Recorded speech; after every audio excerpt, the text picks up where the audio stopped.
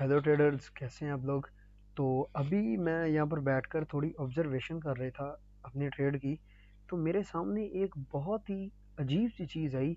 मैंने सोचा कि ये एक बेहतरीन लर्निंग पॉइंट हो सकता है। अगर कोई इसे समझ ले तो मेरी भी लर्निंग हो जाएगी, रिवीजन हो जाएगी और आपको भी ये पॉइंट समझ आ जाएगा। तो मैं आपको बताता हूँ कि आखिर मार्केट में जो ये कैंडल्स हैं ये वर्क कैसे करती हैं और ये किस तरह एक दूसरे बायर और सेलर को ट्रैप कर रही होती हैं और उन्हें ट्रैक करके उनकी लिक्विडिटीज हंट करती हैं। तो हमने जब यहाँ से देखा तो मैं आपको थोड़ा क्लियर चार्ट करके दिखाता हूँ। यहाँ पर अभी आपको नज़र आएगा साफ, देखो। तो यहाँ पर जो मार्केट ने इस हाई से इस लो तक का एक सफ़र किया और उसके बाद इस हाई से इस हाई तक इसकी लिक्विडिटी ग्रैब की। तो अब यहाँ पर हम देखेंगे कि दो हाईज हमारे पास बन रहे हैं, यहाँ पर एक ये और एक लो ये। अब हम इसके नीचे एक लिक्विडिटी ड्रॉ करते हैं। काइंड ऑफ हमने जो ड्रॉ की थी वो थी ये देखो। अब थोड़ा ध्यान से देखना गाइस, ओके। यहाँ पर हमने ड्रॉ की ये लाइन, ओके। उसके बाद ऊपर हमने ड्रॉ की ये लाइन। अब मार्केट को हमने ऑब्जर्व करना स्टार्ट किया बिकॉज ऊपर से एक ट्रेंड लाइन आ रही थी, एक नीचे से ट्रेंड लाइन थी। तो मार्केट जब भी इस ट्रेंड लाइन पर आ रही थी तो ऊपर और नीचे लिक्विडिटीज बना रही थी, ऊपर नीचे, और यहाँ पर कंसोलिडेशन स्टार्ट हो गई। मार्केट बहुत ज़्यादा स्मॉल हो चुकी थी। उसके बाद यहाँ पर एक ब्रेकआउट आया। अब मार्केट को अगर तो जाना था डाउन साइड में तो सबसे पहले ऊपर जो सेलर्स के स्टॉप लॉस थे ये वाले इस हाई के ऊपर, जो आपको यहाँ पर एक लाइन नज़र आ रही है, वो हिट करना ज़रूरी थे।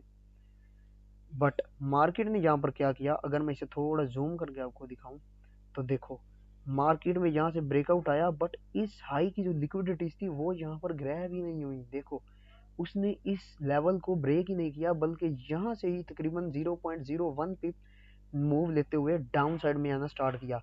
अब जब मार्केट किसी एक जगह से लिक्विडिटी नहीं लेती मींस के वहां पर अगेन से सेलर्स हैवी होकर सेल करते हैं। देखो, यहाँ पे सेलर्स हैं।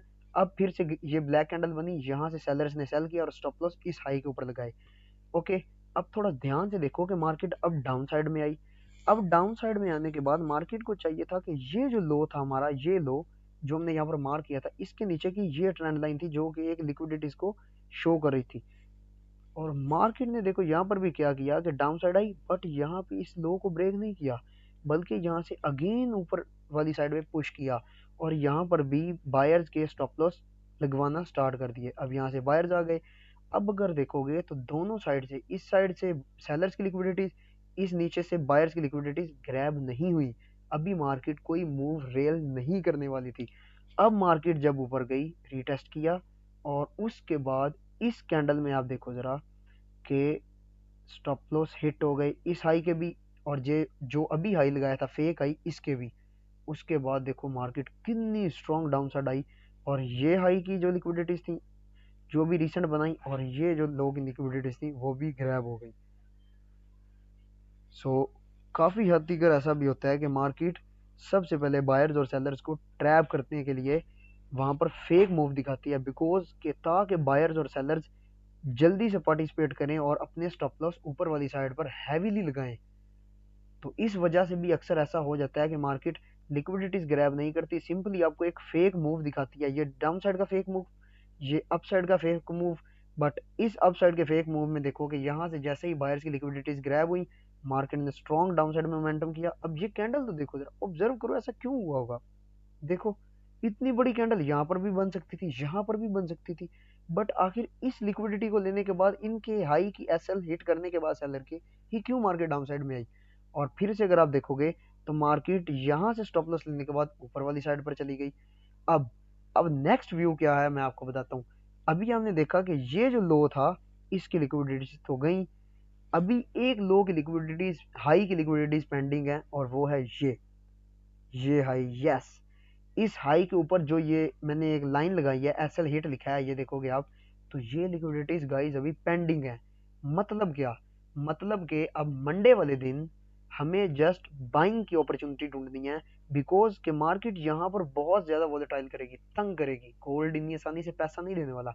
बट यहाँ पर हमें क्या करना है कि जब भी कोई डाउन साइड की लिक्विडिटी ग्रैब हो, सेलर्स का मीन्स के ट्रैप बने, वहां पर सेलर सेल करें और उनके स्टॉप लॉस ऊपर हो, वहां से market strong momentum up side में लेगी और इस हाई की लिक्विडिटीज 100% कंफर्म है कि ऊपर जाने वाली हैं। तो अब मैं आपको मंडे वाले दिन इसी वीडियो को अगेन चलाकर दिखाऊंगा कि किस तरह हमारा व्यू राइट हुआ। ये मैं 100% श्योरिटी के साथ आपको कह सकता हूँ। मुझे 100% बिलीव है कि मार्केट क्या करने वाली है कि यहाँ पर अब देखो हमने एक यहाँ पर लिक्विडिटीज बनाई सेलर्स की और यहाँ पर बनाई बायर्स की। अब क्या होगा कि मार्केट कहीं ना कहीं सबसे पहले इन सेलर्स को रिमूव करेगी कि किसी भी तरीके से ट्रेंड लाइन की ट्रैप करे, सपोर्ट रेजिस्टेंस का ट्रैप करे, जस्ट लिक्विडिटीज ले, यहाँ से आके सपोर्ट ले, कुछ भी, बट ये 100% जाने ऊपर वाली है बिकॉज के ये जो हाई है इसकी लिक्विडिटी पेंडिंग है और अगर ये हिट होती हैं तो 95% चांसेस हैं कि मार्केट का जो ऑल टाइम हाई है ये ब्रेक हो जाएगा बिकॉज कि इसके ऊपर भी सेलर्स की लिक्विडिटीज मौजूद हैं। अब भाई समझ, डाउन साइड में अगर आप देखोगे तो इतना ज़्यादा पोटेंशियल नहीं है और RSI भी हमारा अगर आप देखोगे तो यहाँ से सपोर्ट ले चुका है और ऊपर से देखो कि कब से इसने ऊपर और ओवरबोट जोन में नहीं गया है। तो ये कुछ कंफर्मेशंस और कुछ साइंस हैं जो कि हमें बता रहे हैं कि मार्केट मंडे वाले दिन स्ट्रॉन्ग अपसाइड में मोमेंटम कर सकती है। प्राइस एक्शन बिल्कुल क्लियर है, हमें जस्ट यहाँ पर फोकस करना है कि मार्केट का डाउन साइड में ही कोई हम ट्रैप पकड़ें और पिन पॉइंट पर एंट्री करें और वहाँ से हमें अपसाइड की एक ऑल टाइम हाई की ट्रेड भी मिल सकती है। तो होपफुली आपको समझ आई होगी और इसको ज़रूर जाकर प्रैक्टिस करना ताकि आपको ये मज़ीद कॉन्सेप्ट क्लियर हो सके। तो मिलते हैं नेक्स्ट वीडियो में। Good luck.